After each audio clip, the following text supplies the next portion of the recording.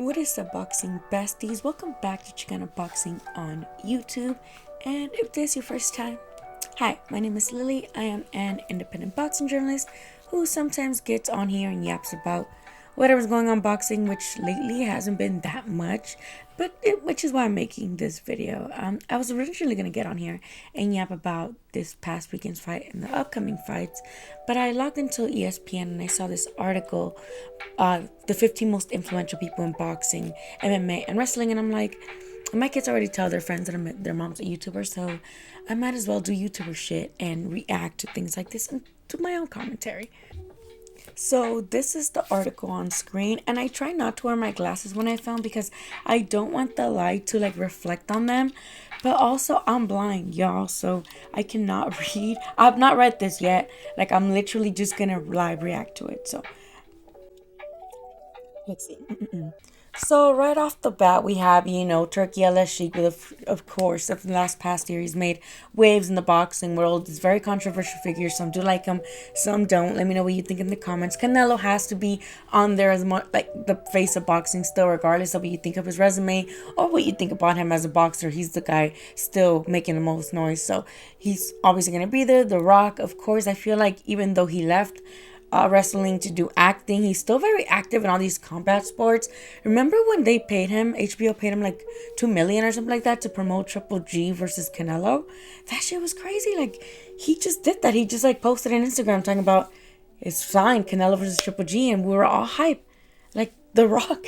Anyway, McMuffin is there, which I think it's also relevant because even though he's retired, right, supposedly from MMA, as far as I know, people keep waiting for his return, and then he has his whiskey, and then I see him with Turki Alalshikh and Cristiano Ronaldo and like everybody in Riyadh. He was like giving Anthony Joshua his stout or like his liquor after his fight. Like, he's just around, so that tells me that he's influential. And of course, Dana White, who was at the presidential election last night for some fucking reason, of course he's influential when it comes to MMA. He's the main UFC guy, right? So let's get on with it. Why is it so much writing? No, I mean, I thought I was gonna get straight to the list, but this reminds me of like when you look up a recipe and like the author wants to tell you about their family and shit. Like, bitch, I don't care. How many onions do I need? Like, what do you? Anyway, we use the following methodology that's ranked by order of importance. I feel like this is what matters. Autonomy, ability to influence one sport with unilateral decision-making power, of course. Money, of course. Access to funds to support deal making. This is the only reason why Turki Alalshikh is here. Let's be fucking for real. Name recognition. Duh, right? That's why everybody wants to sign with big promoters. Ability to amplify one's message and influence in the marketplace, but you also have to have a good reputation, right? And influence, ability to shift the landscape based on presence alone, right? And I think this is very important because I'll go on. You know what? I have ADHD, don't mind me.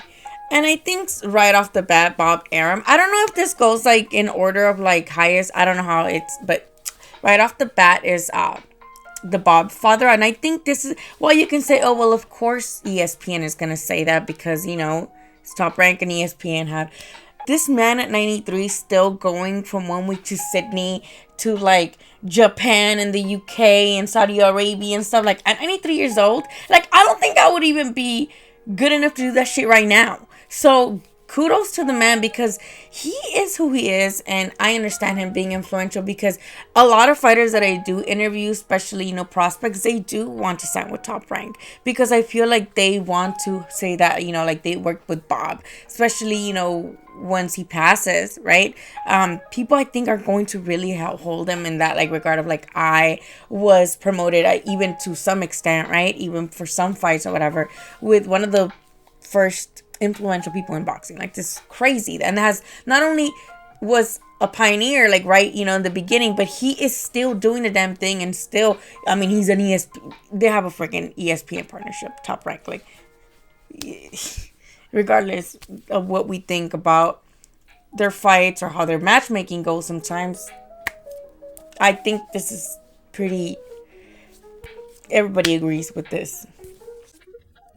Next is Oscar, and I think this is also really true. And I forgot who I was telling recently that like Oscar gets a lot of shit lately because of who he is as a promoter, and because a lot of people don't like that he gets on a thong with his girlfriend and goes on live.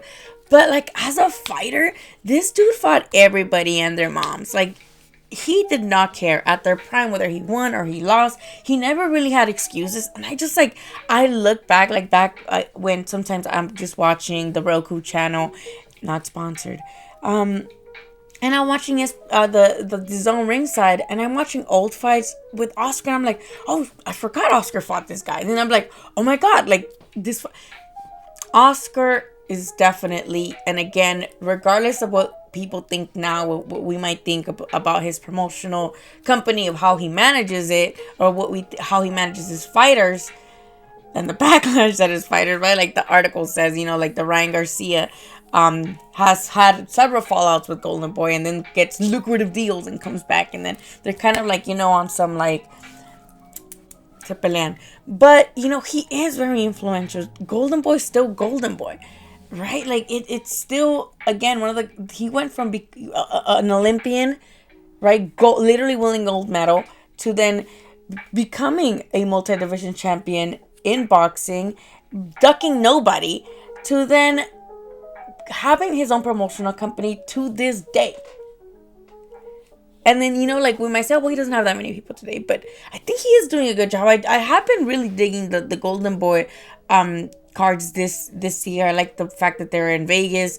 I've really been digging the young prospects that they're bringing up, and I just like them, maybe because I'm like local to where Golden Boy headquarters is and where Golden Boy is basically from. But I do agree with this. Oh. Jake and Logan Paul, boxer, and I think this would maybe be more towards Logan Paul, maybe, because he's in the WWE. I know he's like actually in like pay-per-view events there, and he's like actually had like big matches. But like I don't think that would be too, I don't think so, in the way of like them being right next to Bob and Oscar, because like, yes, you can say that Jake Paul is doing great for Amanda Serrano, right? Getting her that recognition, getting her that pay, right? Like, and he's had his own promotional company, MVP, right? Which is, great, because it has, their own little prospects, as well as Amanda Serrano, which I think is the biggest one beside Ashton Self, who got royally knocked out in his last fight. But other than that, I don't think, did anybody, let me ask you guys, did any of you guys tune in to his fighters card recently? I think it was like earlier this month, if not late last month in October. Like, he has fighters, he has fights. Did any of y'all watch it? I feel like the only reason why Jake is big in boxing is because of the name that he attaches himself to, right? Immediately, it was still kind of cool, the whole, I guess, for people, the whole, what is it called? The exhibition matches. People like exhibition matches. And I think like people were just cool, and then the way that he got these knockouts against these like non-combat sports or washed up combat sport athletes, it obviously enticed people to want him in the ring against a real boxer. But like, we saw him against a real boxer, and he wasn't all that. So now it's just like, back to attaching myself to bigger names. Mike Tyson, right? And then Logan, well, he fought Mayweather, obviously, and I'm pretty sure that made millions, right? They together have made millions off the sport, sure, but I wouldn't equate that to being influential, at least not in boxing. I don't know much about Logan over there in WWE. I'm pretty sure he's better off, right? But like Jake specifically, or both of them in boxing, in my opinion, making money off of it because people just gravitate towards, circus and entertainment. I don't think that equates to influence, because again, unless they're attached to bigger names, they're not really doing stuff on their own. You know what I mean? Like, that's just me though. But shout out to him for that whole Amanda Serrano. He definitely brought her to new heights, and that's my take on that. Like, he's doing his own thing. I definitely think there's a market for him. Obviously, he's not really people are like, oh, he's running the sport. There's a lot of things running the sport, and I feel like the YouTuber stuff is not that deep. Let them have the little pay-per-view stuff. Damn. Okay, good for him. I do not know this person, so I'm not gonna yap about that because that's gonna take away time from my yapping time from everything else. Ooh, I'm not gonna even try to pronounce that because I'll probably butcher it, and I'm not about to do that. But is involved in Saudi Arabia's lucrative business with WWE, a partnership that started. Okay, so there's a person who's basically the Saudi Arabia WWE branch partnership, right? As I'm assuming now diving into boxing as well in UFC. Seems like here. So good for him. He's basically a Riyadh Seasons associate coordinator. I'm assuming like in that sort of partnership, right? To further commercialize Riyadh Season. Okay, good for them. And number 10 is Al Heyman from PBC. And honestly, like, every time I ever see a picture of Al Heyman, it's like 2 pictures, and this is one of them. And I'm just like, I've left a crazy digital footprint. But I'm like, oh my God, imagine just like having 2 pictures of you on the internet. Like, that's wild. That's cool. That must be nice. So when I first got into boxing, period, like I didn't understand the hatred for this man. Like as it was happening, like what do people hate him? And literally when I started getting into boxing media, there's a couple boxing journalists who I befriended, and I asked them, I'm like, hey, like, what is up with that? Like, what is up with that? And literally they all basically tell me like, it's just racism. Like straight up. And of course, you know, there's just like with everybody on this list and everybody in boxing, all the promoters, they have a valid reasons for criticism when it comes to however people may feel about the way that they promote their fighters or the way that he advises his fighters. And I think he's facing like more criticism lately because of the article mentions the talent pool has decreased, right? Because of the fact that they don't seem to have a stable home for their shows to be broadcasted. But even when like people criticize those things, what I personally notice both as a fan and as media is that like these are events that I personally look forward to, regardless of how people feel about them or the fighters involved or the matchmaking in these events.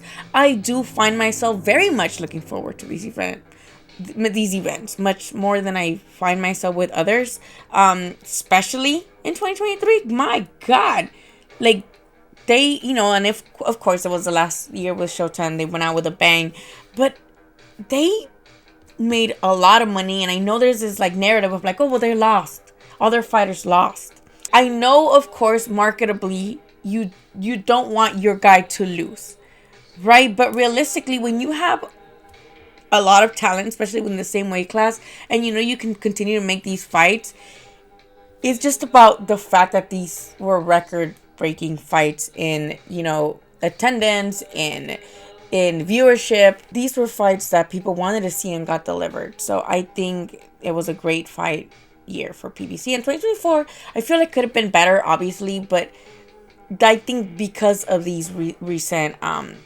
fumbles with dates with Gervonta, right, with opponents with Gervonta. I know a lot of people can say, well, you know, that's Lomachenko's fault because they were basically getting stuff done with Lomachenko, and yes, but I feel like, I don't know. But I think what still solidifies them is that Canelo is working with them. Canelo is very picky. Canelo's very petty, right? So for him to have like a really good relationship with BBC to the point where he came back, right, and is still working and speaks highly of the company, right? When we know Canelo, when he's pissed, the things that he can say, I do feel like that again still makes this man so influential. Regardless of whether some people even say like, oh, he died or something. Like people on Reddit just say the darndest things. But yeah, I don't know. I don't know where their partnership with Amazon's gonna go. I hope it stays, but I want them to have a stable home so that they can keep bringing us these events, because they clearly prove that when they have a home, they will deliver, and I don't doubt that they will. Eddie Hearns. I'm glad that this came up because I think the last one was influence, right? Ability to shift the landscape based on presence alone. And like with Eddie, I feel like yes, he's influential, but not on his own. He's the type of guy that does need, not on his own most of the time, right? Like because he was beefing with Queensbury guy, right, for a while. And then here he was beefing with Oscar. He was like on and off with Oscar, kind of being nice, but then kind of dissing each other. Now lately, it's been more dissing each other. Like he doesn't really talk kindly to Bob either. So I feel like he kind of alienated himself a little bit with the whole the zone launch and like kind of saying, "Oh, we're gonna run everybody our business" or whatever. So I think he did kind of pigeonhole himself into kind of like an enemy for everybody here in the U.S. when he launched here a little bit. And I feel like now his a lot of his success. I love the fight. I love Eddie Hearn. I love that he does get the fights that we want to see regardless of his fighters losing. Like I love him in defeat even. Like he's funny as hell. I really like Eddie Hearn as a promoter. He's funny, and of course he's gonna say the shit he's gonna say because he's a promoter. He's gonna talk his ass off. He's a promoter, and that's his job. So regardless of how people feel about him being fake or being or lying or whatever, I feel like the times that those things have been said is because he's promoting his fighter, and what is he gonna say? Bad things about his fighters? I don't know. But what was I saying? But now it's with Turki Alalshikh, right? That these 5v5 events were made, and he was able to kind of become somewhat good with the guy from Queensbury, and then with Turki Alalshikh, because he's able to kind of create these big events where he's kind of one of the big people involved in it, right? But with that, I don't know how that goes here in the US. So that's why I'm just like, I don't know how this. Maybe that if I would have read the freaking article, I would have known in what order it goes. Cause like, should he be above the Godfather and Oscar at this point? I feel like maybe just because he has the backing of Turki Alalshikh. I don't know, but this, let me just read the fucking article, see what the hell this Baldy is saying. Anthony Joshua, yes, yeah. I mean, yeah, if it's one thing I would love to experience a fight at Wembley. And who is usually behind those fucking huge events at Wembley? This lad right here. So, and again, I love him in defeat, even so. Hunter Campbell, UFC chips. Yeah, I don't know nothing about UFC. I'm pretty sure this guy is one of those guys that gets the company a lot of money. And good for him. McMuffin. Okay, the top MMA star. I'm assuming this is like the Mayweather of MMA in the way that they're like retired, but still kind of like have like their feet dipped in and are kind of causing controversy every now and then, and whatever they say is gonna cause an uproar. So I feel like this is that for the MMA people, I'm assuming. And yeah, like I think people want him to come back, and if he were to say I'm coming back, I'm pretty sure a lot of people would tune in. And especially now with Turki Alalshikh and Dana White doing together, I'm pretty sure he'd make like so much fucking money. Oh my god, of course. The Rock is literally, like I said, they paid this man so much money to like promote Canelo versus Triple G, the rematch. Like he literally posted a video on Instagram for like $2 million supposedly by HBO. So yeah, this man is that bitch. Like The Rock, not only he's still back in WWE, because I know my kiddo loves WWE, and we just watched an event where he came back, the Roman Reigns and Cody Rhodes, all that stuff, right? So The Rock is The Rock until he dies, and hopefully it's not anytime soon. Age, yes, I have to agree, because we all got in trouble for doing that move. We know which one. Like, yes, that's all I'm gonna say about that. Like, regardless of his, of course, like amazing accolades at WWE and all his like achievements, good for him. He is a cultural icon just on that alone. Like, that's it. Number 4 is Canelo. I don't think this line. I don't know. I don't think this list is like in any order, right? Because I don't know. Yeah, of course, Canelo. Like, I wrote a whole newsletter about it. You guys should go read it if you haven't yet. I really think Canelo is, regardless of how we feel about his resume, because please, my brother in Christ, just fight Benavides. But I just feel like no one else is gonna get us to get this passionate about anything. You know, like in the way of like, look at all the how many people still go T-Mobile Arena. It's like 100 something degrees. Our phones are literally shutting off as media as we're trying to go live or record stuff. It's so hot that our devices are shutting off. And these people have been there since like 9 in the morning trying to be around Canelo. That's how crazy it is with Canelo fight week. People in Vegas, like everywhere you go, everywhere you turn, there's someone wearing Canelo merch. No other fight week is like that. Yeah, you see, every other fan with, their either their shirt or a specific team. That if you're a boxing fan, you'd be like, oh, I know that team, or I know that logo. Canelo fight week, my God, crazy. So I don't know who else is gonna make us. I mean, Tank doesn't fight as often, in my opinion, and I think he's already like 30. So I don't know. Nick Khan. Okay, yeah, of course. I know. Of course, this motherfucker's gonna be here with the yeah. Of course, yes. I don't. I just don't understand why he's number one though. Like, I really don't get it. Like, I do understand maybe as fans, like disillusioned fans, right? Who are like, damn, I really want these fights done. And then you see this guy who's like coming in and he's like, we got the 5 versus 5, which is fun. We got Anthony Joshua and all these heavyweight fights that we've been wanting. So, like, yes, I get it, but also, like, I feel like there's a little bit of too much, like, glamorizing when there hasn't been enough time yet. And I do think that there's some points that I'd like to bring up that to me, I'm like, hold up, like, this seems deceptive in a way. Especially because I worked in marketing, so I'm like, I have that brain. So, the reason I'm not, like, completely sold on Turkey yet is that it's like they try to paint him as someone who, he's just such a big boxing fan. And they have just so much money that there's no problem. They're just going to make these fights. Like, it's fine. Like, he's going to make them fight. Don't worry. He's going to make them. Like, he's a fan. Don't worry. He's a fan. Right? No, he doesn't need to make profit. All this. But that's not so. Because we saw how he acts whenever maybe a fighter's just like, I just rather not do this. He goes very petty. Seems like a spoiled child. It very much was giving like that like rich girl from Willy Wonka that's like, Daddy, I want a horse. Like that girl. That's what Turki Alalshikh reminds me of. Because like, yes, the money is there. And obviously with money comes with influence. So maybe that's why Mike is like, he's number one. Because money, is above everything. And money is the ultimate influence. I get it. But I don't think this man has been long enough here to be number one. And is already showing some signs of like, my brother in Christ. Like, I guess not Christ. Turki Alalshikh, like, I don't understand. Like, why are you throwing jabs at like fighters and journalists?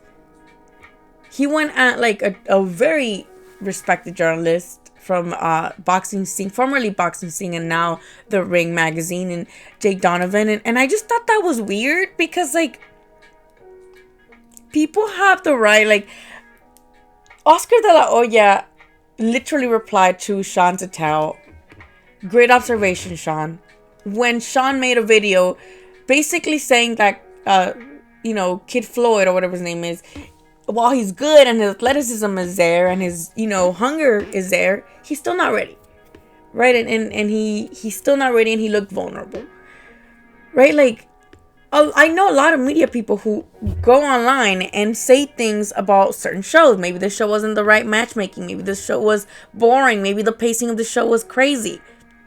And you don't see promoters or anybody really involved clapping back like that. I guess the Oscar does now, that's his brand. But not in a way that's like petty to the fans or to a specific journalist.